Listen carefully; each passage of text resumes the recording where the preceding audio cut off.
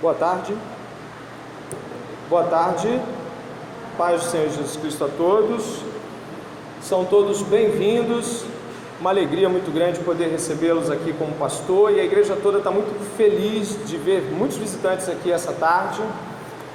Estaremos hoje seguindo uma grande oportunidade que Deus nos deu, e aqueles que aqui estiveram, ou mesmo que puderam acompanhar pela internet, uma grande oportunidade de ouvir, falar, discutir, aprender de Deus acerca de sexualidade.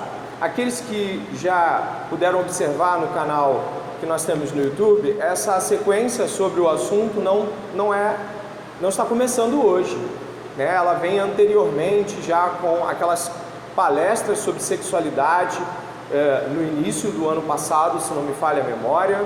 Posso estar errado, meio confuso, acho que foi início do ano passado. No final do ano nós trabalhamos a questão trinitária, e aqueles que também puderam acompanhar, nós falamos da ortodoxia das relações. Então nós falamos sobre como e de que modo a Trindade imprime um padrão relacional para todas as pessoas. E hoje nós vamos estar continuando aquilo que já foi ensinado. Eu gostaria que você pudesse abrir a sua Bíblia na primeira epístola do apóstolo Paulo ao seu pupilo Timóteo. Por favor, vá até lá. Diz assim, olha só, acompanhe na sua Bíblia também. Ora, o Espírito afirma expressamente que nos últimos tempos alguns apostatarão da fé, por obedecerem a espíritos enganadores e a ensinos de demônios, pela hipocrisia dos que falam mentiras e que têm a consciência cauterizada, que proíbem o casamento e exigem a abstinência de alimentos que Deus criou para serem recebidos com gratidão pelos que creem e conhecem a verdade. Gostaria que você lesse o verso 4 em voz alta comigo. Pois tudo o que Deus criou é bom, e se recebido com gratidão, nada é recusável. Apesar de eu ter lançado o texto diretamente, eu peço que a Karina volte um tomo ali. A primeira afirmação que eu gostaria de fazer antes de entrar nas especificações voltadas para esse tema é de que tudo que Deus criou é o quê? Bom. A compreensão de que tudo que Deus criou é bom nos traz a dimensão exata de que quando nós estamos diante de qualquer coisa, quer seja sexualidade, quer seja a oportunidade de se alimentar ou ter qualquer outro tipo de coisa que Deus nos projeta a receber, isso é bom.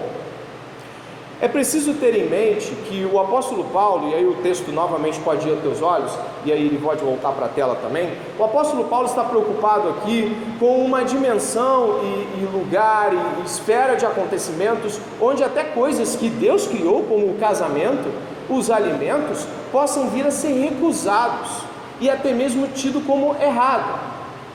Sim, nós encontramos ao longo da história da igreja e até da história da humanidade um montão de gente que trabalha ascetismo, que trabalha negativas quanto a determinados alimentos, que trabalha sexualidade até de um modo negativo. O apóstolo Paulo então dimensiona a compreensão daquilo que nós temos hoje aqui como compreensão sexual para isso é bom. Tudo que Deus criou é bom. Atenção, não se perca, atenção. Tudo que Deus criou é bom. Deus criou a sexualidade. Você concorda? Ou você acha que isso é fruto da queda? Certamente não é. Deus já nos ordenou a multiplicação e ela perpassa, obviamente, pelo intercurso sexual. Então Deus cria a sexualidade. Algumas premissas que logo de cara eu gostaria de deixar para você, eu coloquei aqui também. Olhe comigo. Deus criou o desejo sexual. Logo, o desejo sexual é bom. Mas só se revela bom, presta atenção, só se revela. Ele não deixa de ser, mas ele só se demonstra, ele só se revela, ele só se expressa de modo correto. E aí você volta para o texto, por favor? Dê uma olhada aí. verso 3, que proíbem o casamento, exigem a abstinência de alimentos que Deus criou para serem recebidos com gratidão pelos que creem e conhecem a verdade, pois tudo que Deus criou é bom. Se recebido com gratidão, nada é recusável. Em algumas versões bíblicas, com ações de graças, eu não sei se é essa a tua versão, se recebido de modo gracioso. No texto em grego aponta para um modo com o qual recebemos as coisas, diferente do modo como os gentios recebem as coisas. O modo como cristãos recebem as coisas, e aí o texto continua, olha só, porque é, verso 5, olha aí, ó, verso 5, porque é santificado pela palavra de Deus e pela oração. A dimensão onde nós estamos trabalhando hoje aqui é de que o desejo sexual é criado por Deus, o desejo sexual é bom e o desejo sexual precisa ser ordenado e vivenciado segundo a verdade de Deus. Alguns podem até mesmo praguejar, porque eu desejo tanto sexo, porque eu quero tanto, eu devo ter um problema, eu devo ter uma anomalia, eu desejo muito isso. Pastores ouvem coisas como o desespero de alguém dizendo: eu preferia não desejar, eu preferia não ter vontade por sexualidade alguma, por sexo e nem por pensar em sexo, a me ver imerso em tudo que eu estou passando de pecado. Algumas dessas questões vêm à tona, mas a palavra de Deus diz que Deus criou e que é bom. Pensando dessa forma e agindo desse modo, eu gostaria de mencionar aqui uma frase do pastor batista John Piper, que me parece muito interessante. A gente vai ver o John Piper muitas vezes aqui na nossa palestra. Depois eu vou disponibilizar as fontes, para remir o tempo. Eu vou tentar diminuir o livro, o site, enfim, isso aí você pode ter comigo no final. O pastor batista John Piper, ele fala sobre sexualidade bastante. E nesse texto aqui, nessa parte onde ele escreveu, ele diz assim: cravadas em cada árvore do jardim de Deus estão as palavras: se morrer, produz muito fruto. João 12, 24. Uma palavra está gravada na carne de todo cristão: morreste. Colossenses 3, 3. E a confissão sincera de todo crente é: estou crucificado com Cristo. E ele continua: então a carne é o velho eu, autoconfiante e sem fé. Isso é o que morreu quando Deus me salvou. Deus apertou as artérias do meu velho coração incrédulo de pedra, e quando ele morreu, ele me deu um novo coração. Mas o que isso significa? Eu avanço para explicar e parar e comentar. O que isso significa? Quem morreu quando eu me tornei cristão? Resposta: minha carne morreu. E os que estão em Cristo crucificaram a carne com suas paixões e concupiscências, desejos desordenados. Mas o que carne significa? Não é minha pele, não é o meu corpo. O corpo pode ser instrumento de justiça, como Romanos diz em 6,13. Não é o meu corpo. Então o que é? Vemos a resposta nos tipos de obras que a carne realiza. As obras da carne, a gente pode lê-las em Gálatas, são coisas como idolatria, porfias, iras e invejas. São atitudes, não simplesmente atos imorais do corpo. O que isso quer dizer? Que nós não devemos responsabilizar o corpo por ter fome, mas eu posso ter gula. Eu não posso responsabilizar o corpo por ter desejo sexual como se fosse uma coisa negativa, mas os atos da carne, a vontade da carne, a atitude moral que parte da minha pecaminosidade, ela perpassa pelo meu corpo. Meu corpo é usado para tal delito. Portanto, eu gostaria de colocar nessa primeira posição que carne, o que é carne, Carne não é o seu corpo está em acordo com Deus quando ele deseja sexo.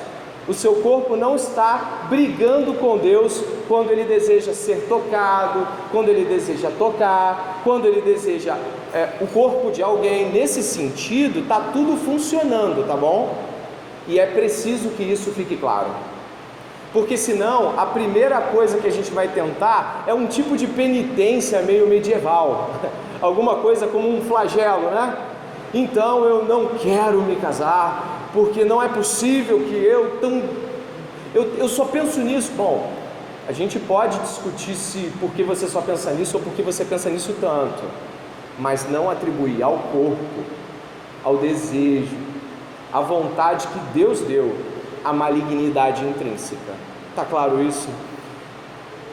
Já houve essa confusão com você? Talvez você já tenha se praguejado, mas a partir de agora eu peço que você não se pragueje, eu peço que você não pense que você é uma anomalia porque tem desejos sexuais.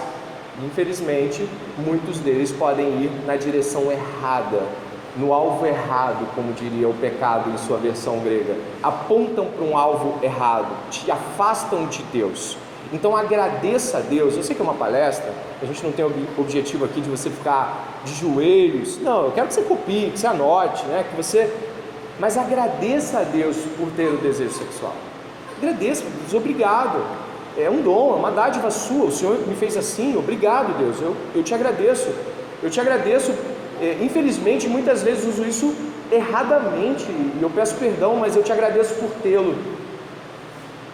Ok? Partimos então desse princípio. O que é carne? John Piper vai dizer aqui na parte do meio ali, né? Carne é o velho eu, que era rebelde contra Deus. Na carne eu era hostil e insubordinado.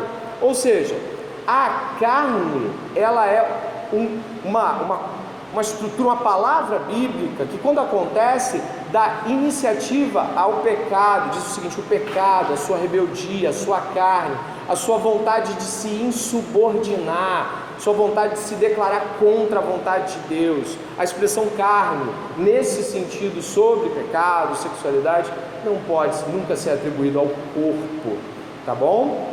Vamos caminhar aí. Indo um pouco mais à frente, é importante, aqui é uma analogia que ainda o pastor John Piper coloca, eu achei muito legal, né? De que nós vamos ter, além da percepção errada sobre sexo que muitos de nós têm, e daqui a pouco a gente vai ver de onde surge, além de uma compreensão errada, de uma malignização do desejo bom que Deus criou, ou seja, a gente se sente culpado por ter desejo, a gente ainda tem Satanás, que também quer que as coisas vão de mal a pior. Então tem o pecado em nós, tem compreensões erradas acerca do que é bom, e ainda tem o diabo, né? Ainda tem o diabo para deixar a coisa mais difícil. Aqui tem uma analogia, né? Ele faz uma figura aqui muito legal com pérola, com ostra, né? Você sabe o que é uma ostra, e algumas ostras de modo especial trazem pérolas lá dentro, né? A pérola, século XVI, XVII, XVIII, a pérola é um sinal de virgindade na Idade Média e no começo da Idade Moderna. Não sei se você sabe, mas mulheres que usavam pérolas denotavam virgindade física, né? Não terem contato com homens. Algumas rainhas da Inglaterra gostavam de desfilar com grandes colares de pérola. A pérola é um símbolo, ela em si mesma não nos acrescenta, mas vai ser usado de modo simbólico a compreender. Satanás não cria, não produz, não gera o desejo sexual. O desejo é bom e Satanás nunca produziu algo bom. Seu objetivo pleno é destruir o que Deus criara para ser bom. Existem dois modos pelos quais você pode destruir uma pérola, usando a analogia dele. Você pode cortar ela fora da ostra antes que tenha amadurecido, ou você pode dar ela aos porcos. Aqui ele usa Jesus em sua frase célebre. E passando um pouquinho mais à frente, diz: Satanás faz o possível para remover o desejo sexual da ostra da graça e da verdade de Deus. Se ele conseguir que pessoas isolem o sexo da realidade de Deus, ele terá virtualmente destruído seu verdadeiro significado e beleza. Eu pude averiguar que, de fato, uma das coisas mais interessantes em pessoas que tiram as pérolas de dentro da ostra e fazem isso regularmente, é de que eles percebem que ela não pode ser retirada antes do tempo, que ela tem um estágio de amadurecimento, e ela é bem lacrada, ela é fechada dentro desse estágio de amadurecimento, ela não pode ser retirada de lá. Nessa maneira de olhar aqui, John Piper nos coloca, finalizando agora, uma dimensão de que devemos ter compreensão de que Satanás quer destruir esta beleza. Eu estava conversando esses dias com alguns conhecidos e amigos sobre Satanás, e eu acho que, se por um lado muitos falam demais do diabo e falam a um ponto de que ele é culpado de quase tudo que dá de errado, do outro lado ele é ignorado, como se ele nem fosse agente de absolutamente nada. E aí a frase de Lutero, que o diabo é diabo de Deus, ela às vezes fica tão maior do que o que Lutero quis dizer, que passa a dizer quase assim: diabo não vai fazer nada, diabo não me tenta, o diabo não tenta ninguém, o diabo não propõe nada. Sim, Satanás tem por iniciativa estar se relacionando com isso, como nós vamos ver na primeira epístola aos Coríntios, logo mais. Ele também faz o possível para tomar a pérola do desejo sexual, ao invés de colocá-la no pendente do casamento. Dá de comer aos porcos da fornicação, do adultério, da pornografia, do incesto, do abuso infantil e da homossexualidade. Mas a pérola do desejo sexual é feita para crescer e chegar à plenitude da sua beleza na graça e na verdade de Deus, seu fabricante. E então ser tomada e colocada no pendente duradouro do casamento. Uma bela analogia, é uma linguagem poética de falar sobre algo que nós entendemos, sobre uma doutrina maravilhosa, a doutrina da graça, como a doutrina da santificação. Mas o que John Piper quer dizer é de que existe um lugar para a sexualidade, é de que existe um inimigo contra a sexualidade, Satanás, é de que existem nossos pecados, como vimos a carne, do próprio autor, e de que devemos estar a par de todos esses movimentos e não ignorá-los. Por exemplo, você tem dificuldades com determinado aspecto da sua sexualidade, você tem uma inclinação lasciva, certo? E você luta, você ora, você se confessa, você busca ajuda, mas você não pode ignorar os ardis de Satanás, porque você está falhando em um olhar. Então você deve clamar ao Senhor: Senhor, afasta o inimigo de mim, que me ajude a resisti-lo. Se houver uma tentativa satânica de me jogar para a minha miséria, Senhor, me ajude. Nós não devemos ignorar nenhum dos ângulos nessa luta pela santidade. O que eu acredito que podemos denominar como pureza sexual? Olha que eu vou ler em seguida. Vamos lá. Pureza sexual é responder com ações de graça, ou seja, de um modo proporcional à verdade de Deus em sua palavra, ao dom, desculpe a falta aqui, do desejo sexual dado por Ele, que só o glorifica se for pelos meios dele, e que, quando revelado a outros através de nós, aponta, sem constrangimento, vergonha ou imoralidade, para Ele. Responder ao dom que foi colocado em você. Deus lhe deu algo.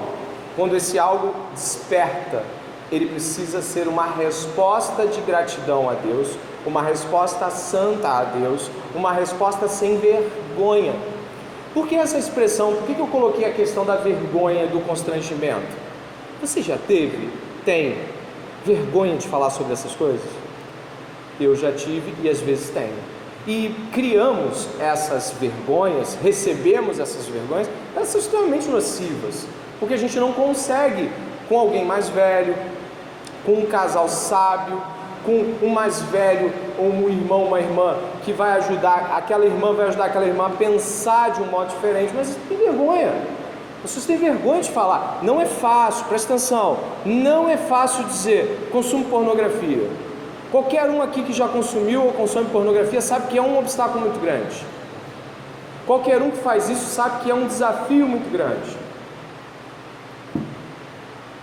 Então o que eu gostaria de pensar com você é uma pergunta, preste atenção, por favor, olha para mim.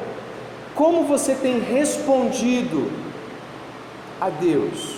Como você tem demonstrado isso a outros? Como você tem se responsabilizado em mostrar que sexualidade para você não é um tabu? mas não é coisa suja, escrachada como os ímpios fazem. Mas não é um tabu. Precisamos romper com coisas erradas sobre sexo. Isso destrói o seio da igreja, as pessoas ficam completamente largadas em cantos quando cometem pecados sexuais, por elas mesmas em primeiro lugar, elas se fecham, há uma vergonha muito grande, há um medo muito grande de contar. Nossa, imagine um esposo, qual é a barreira dele, uma esposa dizendo assim: olha, meu amor, chegar em casa, meu amor, aconteceu algo terrível, eu pensei numa mulher na rua e eu a desejei. É difícil, sim ou não? É muito difícil, mas eu lhe pergunto, o que um cônjuge faria nesse caso? Vamos lutar. Como é que foi? Estou contigo. Mas conforme a gente vai passando o tempo, a gente se acostuma a não contar, certo? A gente se acostuma a não contar essas coisas, a não dividir o jugo. Então as coisas do passado às vezes perturbam pessoas que poderiam já estar desaprisionadas, livres, completamente livres. Beleza? Ok? Desejo sexual é bom, Deus o criou, deve ser uma resposta agradável a Deus, para Deus, veio de Deus, volta para Deus, não deve ter vergonha imbuída, deve ter zelo, deve ter cuidado, deve ter uma ética correta em lidar com isso. Não é sair de púlpito falando essas coisas que você constrói as pessoas, mas isso não pode ser algo que nós não tratemos. Isso é bom. O desejo sexual é bom. Quais são os objetivos dessa primeira parte? Tá bom? Quais são os objetivos? Eu vou trabalhar mais 25 minutos agora, antes de um primeiro intervalo. A segunda parte é um pouquinho mais longa, eu acho que você vai entender, porque a gente gastou tempo com os cânticos, que é tudo maravilhoso, mas a gente tem um início menor. Esses são os objetivos dessa primeira parte agora, que vai vir a partir de agora. Nós vamos conhecer, tá? Vamos estar conhecendo a atitude sexual do nosso tempo. Como é que o nosso tempo pensa sexo? Pensa essa exposição ao sexo, não é pensar tudo. Eu não vou falar de homossexualidade, eu não vou falar de coisas que talvez sejam mais específicas, mas qual é o pensamento sexual do nosso tempo? E aí, pureza sexual e neopaganismo, vou falar com as palavras se não me falha a memória, eu coloquei aqui do Felipe Fontes, isso. Vou trabalhar com vocês de onde tem partido as informações e exemplos de sexualidade de hoje em dia. E em segundo, conhecendo a vontade de Deus. Essa é a nossa primeira etapa. Os próximos 20 minutos serão gastos nisso. Deixe-se envolver, deixe-se perguntar e questionar. Vamos lá. Conhecendo a atitude sexual de nosso tempo. Quando a Bíblia foi cunhada, quando o Velho Testamento e o Novo Testamento, vamos para o Novo Testamento, quando o Novo Testamento foi escrito, a postura sexual era muito complicada. A postura sexual do primeiro século, na Grécia e na Roma, assustaria-nos, nos deixaria muito desesperados em ver esportistas treinando nus diante das ruas, escravos sem roupa sendo vendidos, algumas áreas da cidade com vitrines de pessoas, vitrines, claro, dado o termo, né? Pessoas lá paradas esperando serem alugadas em prostituição. Pompeia é um exemplo disso, destruída em 70 depois de Cristo. Pompeia era uma cidade onde tudo era sobre sexualidade desvairada. E onde a gente chega no primeiro século e fala assim: ah, não, era mais fácil, era muito mais difícil, porque era tudo certo, estava tudo certo. Pedofilia estava tudo certo. Os filósofos gregos iniciavam os seus pupilos sexualmente, está tudo certo. Monogamia, muito difícil. Prostitutas cultuais, se você for para o tempo de Nero, Calígula, os exemplos que eles deram para o povo deixaram lastros também de todo tipo de deturpação. Mas eu dizer para você que em algum momento da história os cristãos ficaram tranquilos nas questões sexuais, é anular a Bíblia. Sempre vai ser um confronto, e hoje também é. Talvez não seja o confronto do primeiro século, mas existe um confronto hoje. E qual é esse confronto?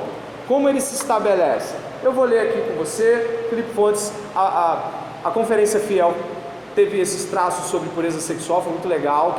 Quem acompanhou? Alguém viu algum vídeo? Levanta a mão aí só para a gente saber. Alguém viu algum vídeo dessa última conferência que eles mostraram?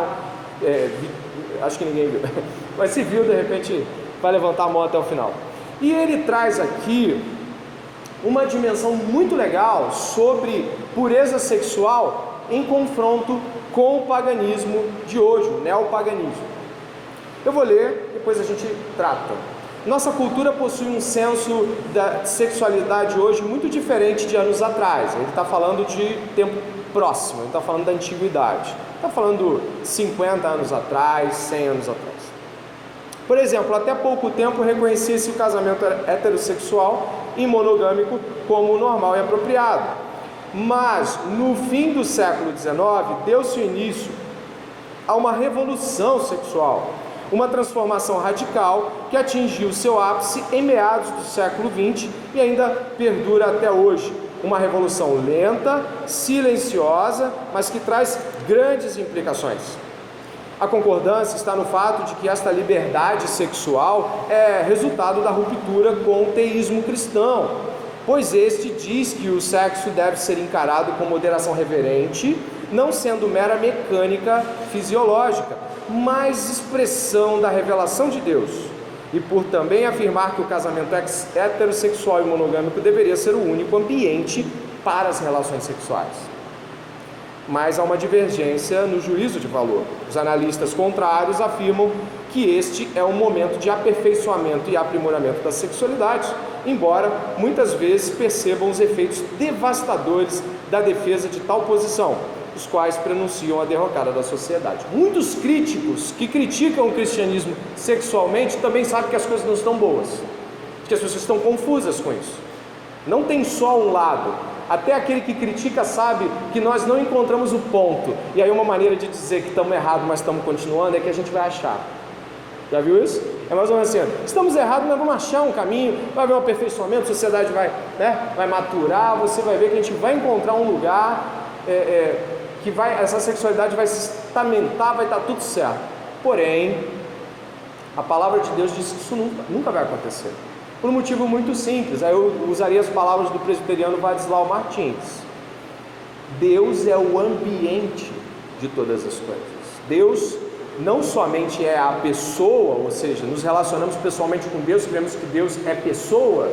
Deus não é uma ideia apenas, ou não é uma ideia, mas traz ideias, traz doutrinas para nós, traz modo como viver, mas Deus é o ambiente. Quando Ele quer usar isso no livro Coração e Sexualidade, Ele quer dizer que é em Deus que as coisas devem acontecer, e nós sabemos que a palavra de Deus diz que fora de Deus não há vida, não há chance, não há esperança. Essa ideia de que as coisas vão melhorar em algum momento é balela, e é uma maneira de dizer que está tudo errado, mas um dia vai dar certo. E o que o nosso irmão traz aqui como dois aspectos claros? Ele traz o secularismo e traz o neopaganismo. O secularismo, preste bem atenção, o secularismo é uma ideia de soberania do homem sobre ele mesmo. Eu me mando, o corpo é meu, a regra é minha, é tudo meu, é sobre mim. E felicidade. Por que eu tenho que continuar nesse casamento se não está dando certo? Por que eu tenho que continuar insistindo com essa esposa, com esse marido, se o que eu queria era um bom sexo e não está acontecendo?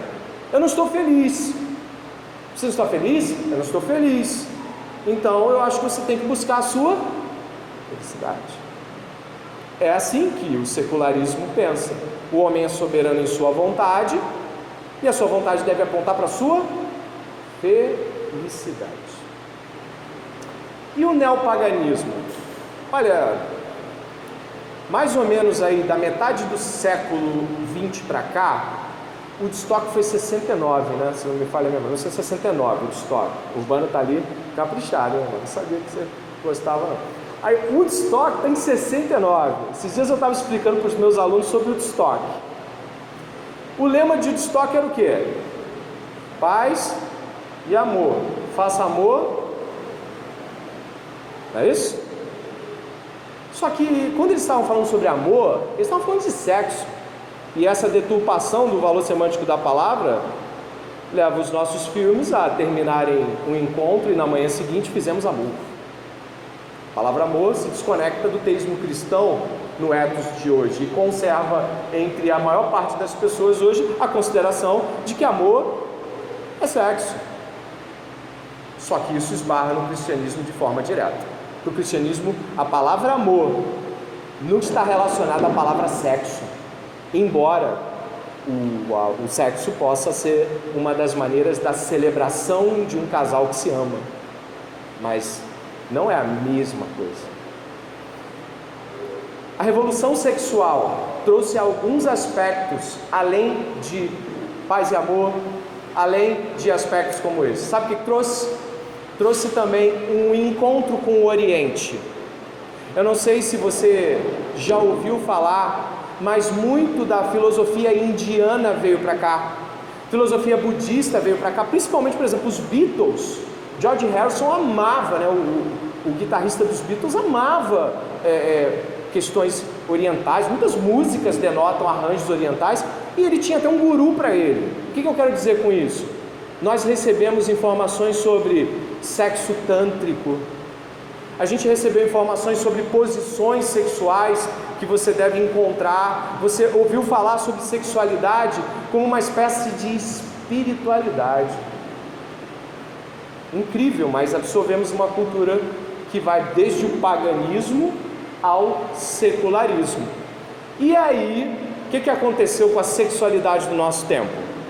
Ela ficou tão confusa, tão misturada, que cristãos, preste atenção, cristãos, não estou falando de não, cristãos, da própria boca já falaram, não sou feliz com essa mulher, vou me divorciar. Você já ouviu isso? Tem gente balançando a cabeça. Cristão, não estou sabendo lidar com a não procura do meu marido sexualmente, não estou sabendo lidar, isso não faz sentido. É difícil, irmãos, ninguém está dizendo que isso é uma situação fácil, mas entende quando o sexo se torna uma idolatria ou uma própria concepção em si mesmo de felicidade, ele capitaneia uma estrutura que não é para ele. Ao invés de ser um dos braços daquilo que Deus propõe como relação dentro do casamento, ele se coloca na dimensão central. Isso é preciso ser dito.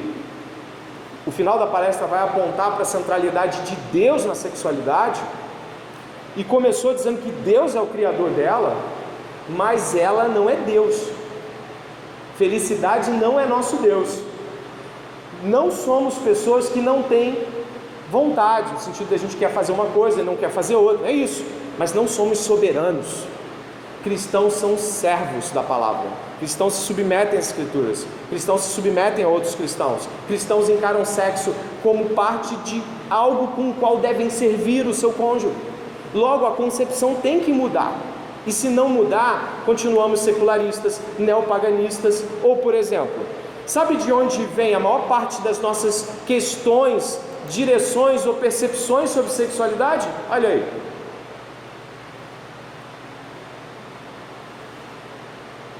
Levanta a mão, além de mim, quem já viu algum desses?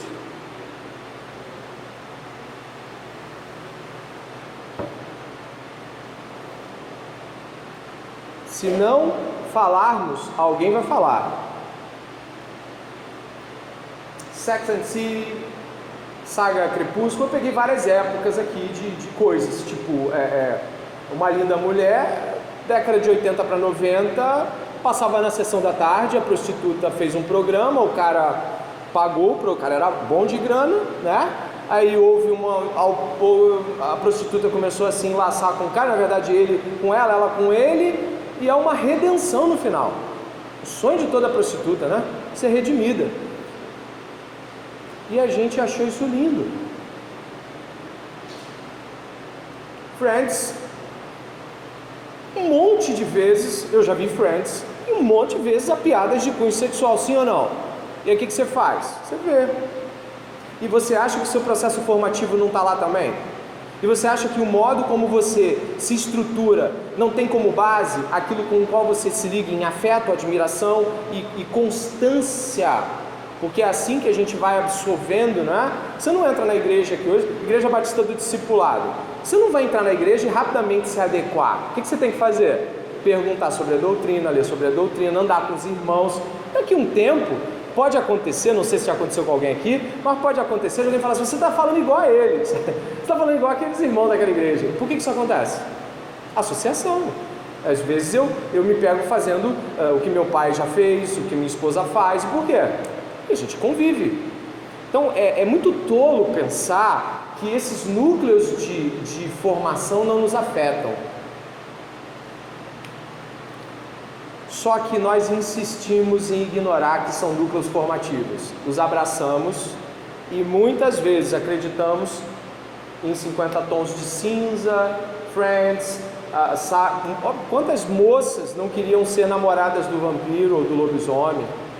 Porque é uma aventura sexual aquele negócio.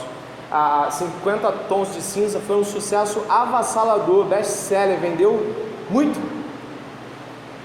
Filme também, mas peraí, cara, se você pegar a história, eu não vi o filme, não li o livro, mas li sinopse, eu fui ver caras assim falando sobre, porque eu sei os meus limites, e você deveria saber os seus. Eu sei como minha imaginação pode chegar diante de determinados núcleos de informação. Então, às vezes eu pego a informação com um braço de alguém para que eu possa me manter são em minha consciência. Então, por exemplo, vi o Pedro Duce, fiz o curso do Pedro Duce, o presbiteriano Pedro Duce, e o Duce falou muito desse filme, desse livro. Quem fez o curso aqui também falou, explicou, cara, olha o que aconteceu. Em Londres teve tantas pessoas que foram para sadomasoquismo na semana de lançamento do filme. Por quê? Influencia, cara, influencia a gente também. E dia 9 de setembro foi lançado, não sei se permaneceu, mas dia 9 de setembro foi lançado na Netflix esse seriado com essas meninas de 9 a 11 anos. A Netflix está atualmente promovendo um filme premiado, Cuties, não sei qual é a pronúncia, se é francesa, se é norte-americana, que recebeu o nome de Lindinhas no Brasil, e apesar de se tratar de uma forma de erotização precoce, está sendo comercializado como um ponto de amadurecimento pela gigante de streaming. Mais pessoas em todo o mundo estão expressando indignação e preocupação de que o filme sexualize meninos. Por isso, uma petição foi lançada em um esforço para removê-lo da Netflix. O pôster do filme lançado para promover o filme provocou ainda mais indignação. Ele mostra a personagem principal de 11 anos agachada, com as pernas abertas, e ao fundo sua equipe, todas as 4 meninas em posições sensuais e usando tops expondo a barriga, shorts curtíssimos e colados e joelheiras semelhantes ao uniforme de uma jogadora de vôlei. Eu vou ler a petição que foi feita contra a Netflix. Uma petição foi iniciada pedindo a remoção do filme. Este programa é nojento, pois sexualiza uma criança de 11 anos para o prazer de pedófilos e também influencia negativamente nossos filhos. Não há necessidade desse tipo de conteúdo nessa faixa etária, especialmente quando o tráfico sexual e a pedofilia são tão comuns. Agora eu destaco, menção minha, nessa faixa etária, entendeu? Não há nenhum problema intrínseco no que elas fizeram. Estão entendendo? Não há um problema.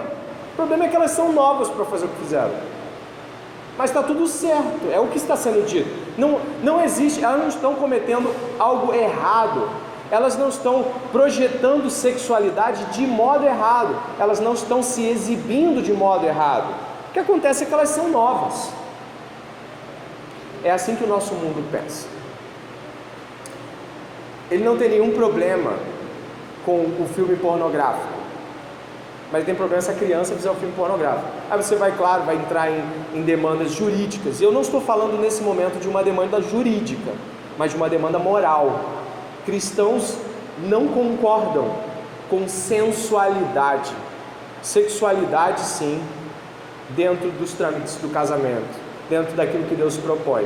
Quando nós estamos diante dessa realidade, é muito importante que nós entendamos que não seremos aceitos se tomarmos as drásticas decisões por monogamia, heterossexualidade ou santidade pré-nupcial e pós-nupcial, porque também é tema de hoje. Para isso, precisamos o quê? O que você acha? Isso é a vontade de Deus. Para tal, peço que você se aproxime na primeira epístola de Tessalonicenses, novamente, exatamente onde a gente leu, tá bom?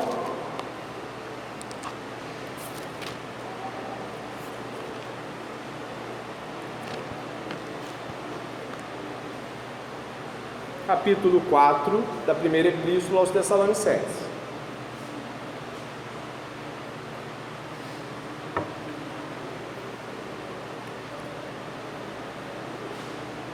Vamos fazer um pequeno exame nesse texto.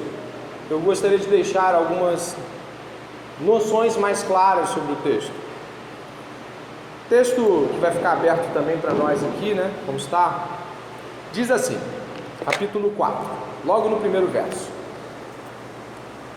Finalmente, irmãos, pedimos a vocês e os exortamos no Senhor Jesus, que assim como aprenderam de nós a maneira como devem viver e agradar a Deus, e efetivamente o estão fazendo, vocês continuem progredindo cada vez mais. Porque vocês sabem quantas instruções demos a vocês da parte do Senhor Jesus. Pois a vontade de Deus pode completar, a santificação de vocês, obrigado, que se abstenham da imoralidade sexual, que cada um de vocês saiba controlar o seu próprio corpo em santificação e honra, não com desejos imorais, como os gentios que não conhecem a Deus, e que nesta matéria ninguém ofenda nem defraude o seu irmão, porque contra todas essas coisas, como antes já avisamos e testificamos, o Senhor é o vingador, pois Deus não nos chamou para a impureza, e sim para a santificação. Portanto, quem rejeita essas coisas não rejeita uma pessoa, mas rejeita Deus, que também dá o seu Espírito Santo a vocês. Algumas considerações que eu quero fazer e já deixo aqui de cara. Você deixa o texto aberto, as considerações vão aparecer, você pode examinar no texto e conferir, fica mais fácil. A primeira é que Paulo orienta uma busca progressiva por viver mais de acordo com Deus. Paulo está dizendo que eles receberam muitas orientações, está entendendo? Eles não receberam poucas, mas de que eles deveriam ir além, eles deveriam crescer e progredir naquilo que já haviam entendido. Nossa compreensão sobre sexualidade vai ser ampliada se esse tema for estudado, se nós nos permitirmos diante de Deus ser cada vez mais afetados pelo conhecimento de Deus na nossa sexualidade. O que sabemos hoje, Deus nos dá a condição de saber, mas Ele deseja que saibamos o quê? Mais. Então aqui há uma ordenação para o progresso, ok? Verso 1 esse. E continua, não é abrandar a imoralidade sexual, é abster-se completamente. Aqui não está dizendo que a imoralidade sexual pode ser tolerada em algum nível, que é o que muitas vezes nós fazemos. Nós fazemos isso e às vezes nós não deixamos as pessoas claras de que elas devem, assim como nós, fazer uma guerra bem severa contra a imoralidade. Contra o olhar imoral, sim. Contra o toque impróprio, sim. Contra o desejo impróprio, sim. De que modo? Abster-se. Abster-se aqui tem uma disposição de lançar fora mesmo, tal como Mateus capítulo 5, 27 ao 30, é o arrancar mesmo, é você ser radical e tirar isso de perto de você, é você não ter uma proximidade onde você tem que fugir se necessário, é sair de perto. Infelizmente, preste atenção porque a gente vai ver isso no texto, nós projetamos casamentos com casamentos que a gente vê no filme. Infelizmente, a gente projeta noivado e namoro com os das séries. Então, nossa associação até ética, até de comportamento, infelizmente, cara, mas como eu vou fazer isso lá em casa? Uma vez, eu me lembro, a sua esposa talvez vai se lembrar também, muito tempo, né? Eu não lembro mais o nome daquele casal que se sentou uma vez num bate-papo de quarta-feira com a gente. Não sei se você lembra de um casal bem antigo, devia ter na faixa dos 30 anos. Eles iam se casar e eles falaram: olha, não tem como a gente se beijar na boca e não tem como. E eu lembro que todo mundo ficou muito assustado. Incrível, né? Muito assustado. Porque a gente não consegue se relacionar com isso de modo que a gente não tenha tesão, não tenha vontade de se pegar depois. Preste bem atenção, preste bem atenção. O casal estava dando um testemunho particular. Me lembro que algumas pessoas que estavam perto desse testemunho, isso foi uns 10 anos atrás, falaram assim: cara, eu acho que eles poderiam encontrar um caminho. Cara, eles estão dizendo que eles não conseguem, você está entendendo isso? Os caras estão falando sim para a santidade, e a pessoa fica do lado dizendo: não, cara, como é que você vai andar na sua casa, os seus pais vão falar que você é um ET. Temos uma preocupação extremamente latente de que tenhamos namoros e casamentos parecidos com as pessoas de fora da igreja, de fora do cristianismo, porque parece-nos que cumprir a vontade de Deus é pôr em risco nossos sonhos. Paulo vai falar algo muito interessante aqui, ó. Dê uma olhada no que eu estou falando aqui. Verso 3: pois a vontade de Deus é a santificação de vocês, que se abstenham da imoralidade sexual, que cada um de vocês saiba controlar o seu próprio corpo em santificação e honra, não com desejos imorais, olha só, como gentios. Ele está dando um destacamento, ele está falando assim: os gentios, eles vivem desse jeito, eles não são parâmetros para o seu relacionamento, eles não são a régua, eles não são a dimensão. Infelizmente, vou ser bem sincero com vocês, a maior parte de nós foi instruído a lidar com a lascívia assim: sim, você tem seu namorado, seu noivo, você tem vontade, mas assim, vai na medida que você não vá para o ato extremo. Você foi instruído assim muitas vezes. Se segura, você abraça. Se você estiver excitado, vê se você não vai fazer uma besteira. Nunca é afaste-se, nunca é, cara, não está vendo que tu não está dando certo isso? Não, pô, isso não é justo, nunca é. Mas por quê? Porque o modo como as pessoas que não têm Jesus se relacionam com isso é de se aproveitar o máximo do corpo do outro, mesmo não estando casado, não é? E vai baixando a mão até nas nádegas, e vai subindo, e ela pega o braço do rapaz, e ela se sente mexida em segurar o braço do rapaz. Você nunca vai dizer para ele: cara, eu fiz algo errado, eu defraudei você, eu me aproveitei do seu corpo, eu coloquei a mão no seu braço e eu fiquei excitado, eu gostaria de pedir desculpa, eu gostaria que a gente pudesse ir até a liderança da igreja, para eles nos indicarem um comportamento que possa ser mais favorável ao nosso namoro, para a gente poder ter uma ordem. Não! Ela não vai fazer isso, ele não vai fazer isso. Primeiro, porque ele tem medo de se afastar, depende sexualmente, fisicamente. Segundo, porque ele não quer ser considerado idiota diante, talvez, de estar com a mão dada num shopping, onde todo mundo está se pegando e está com a mão dada, porque se passar da mão dada ele não aguenta. Mas ele ama a moça, ela o ama. Nós temos problemas e nos identificamos com o mundo, infelizmente. Nós temos problemas de não ficar tão longe, a gente não quer ficar tão distante, a gente quer ficar tão ET. Então a gente projeta um modelo de lascívia moderada. Isso é pecado. Deveríamos tratar irmãos como irmãos, e casados deveriam buscar um ao outro como casados.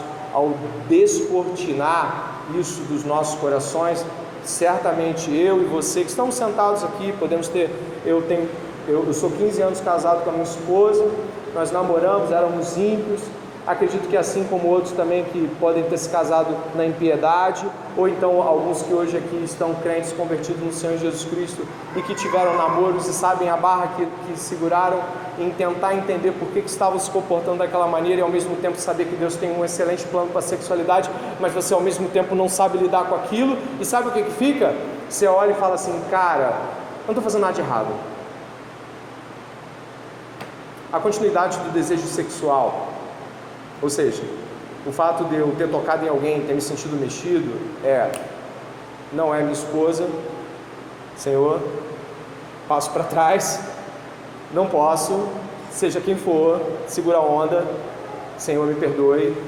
Se isso acontecer comigo e em alguma dama aqui da igreja, minha esposa, acontecer algo involuntário, nada contra a moça, nada, me perdoe, me ajude. A esposa vai ajudar, não vai ajudar? Vai ajudar, fala: poxa amor, que bom que você contou, agora a gente pode trabalhar junto. Não, nós simplesmente nos acostumamos às porções de lascívia.